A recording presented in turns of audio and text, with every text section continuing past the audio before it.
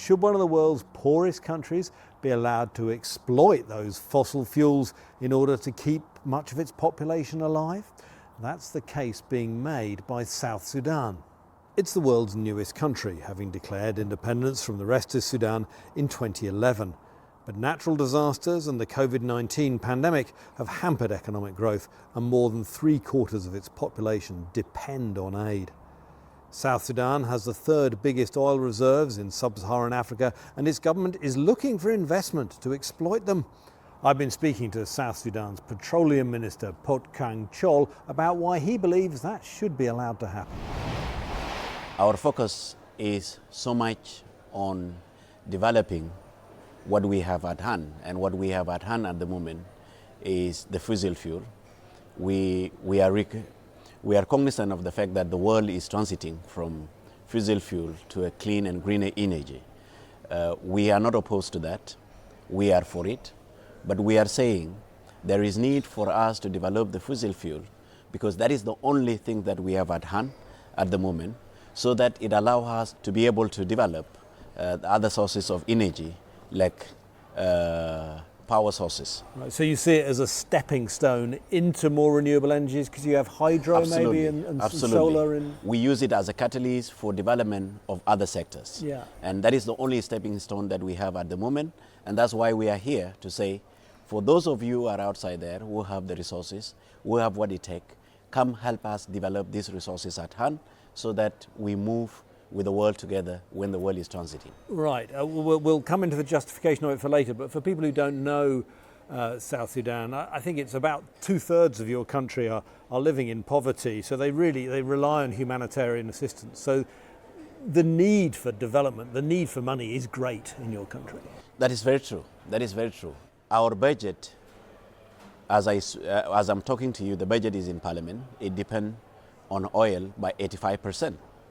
Meaning we have to develop it more, we have to produce more, so that we meet the daily needs of our people. Is Yes, oil that is keeping very people? true. Yeah, is oil keeping people alive? It's in the oil South that is keeping our people Yeah. alive. And as I speak to you, you rightly put it, most of our people depend on aids that come from other taxpayers. We as a government, we wanted to take care of our own people. And the only way to do that is for us to develop fossil fuel, so that we generate money from it and go into other sources, other sectors like agriculture.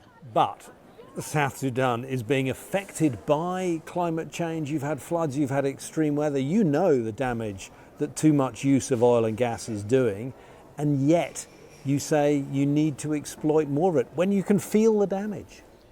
That is quite true, but let me also come from this angle. The world is transiting from the use of fossil fuel for those who have used it. We have to use it. Our contribution is zero. We are not saying that we are not being affected, but we are saying for us to be able to transit, we will need to have resources at hand. And the only resource that we have in our hand today is fossil fuel.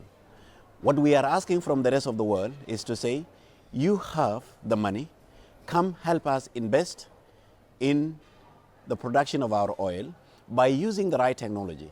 And one of the reasons why I'm in the UK is to say, we can use the right technology so that we produce oil and venture into other sources of energy.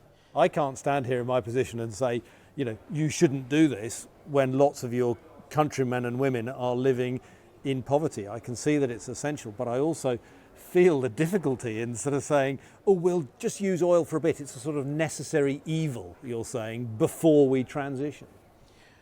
I wouldn't say it's necessary evil.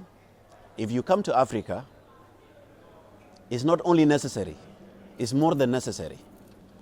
Because the whole continent, as I speak to you, is still in darkness, somehow. And we are not blind, we are not saying that we don't see the impact or the negative impact of it. But we are saying, which death comes first? Which death is more lovely? Is it you dying of poverty, or you dying because of climate change, whatever it causes? Death is death at the end of the day. So how do we get there? Do you sometimes think that organisations or individuals who say that you shouldn't develop your oil, that it's another form of colonialism, it's another form of us in Europe telling you in Africa what to do? I'm ready to negotiate with anybody that is saying, don't produce. We know the estimate of what we have. If someone somewhere is ready to pay us off, we will be more than happy. And in fact, our president will be ready to say, keep it under the ground, because all we need is money to change the life of our people.